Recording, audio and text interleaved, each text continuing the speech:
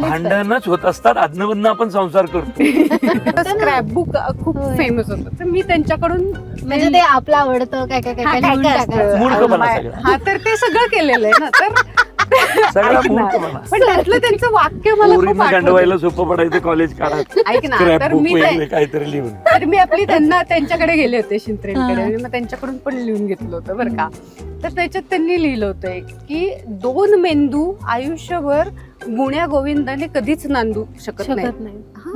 तर आम्ही ह्याच्यावर चर्चा करत होतो, तर ते मला म्हणाले की खरंच नाही नांदू शकत 2 मेंदू. जर 2 जण आयुष्यभर न भांडता गुण्या गोविंदाने जर राहत असतील कोणी, तर त्यातल्या एकाला अक्कल नाही असं समजावं, किंवा दुसरा एकाला मूर्ख. मेंदूच नाही. एकाला मेंदू नाही असं समजावं, किंवा त्या नात्यात त्याला काही से नाहीये.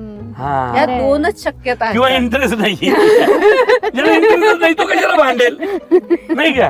बरोबर सोडून देऊ, दुर्लक्ष करू ना आपण, जस्ट त्यामुळे- इग्नोर ते. बरोबर आहे. नवरा बायकोत भांडण होतच होतच असतात. पाहिजे. झालीच पाहिजे. भांडणच होत असतात, अधनमधनं आपण संसार करतो.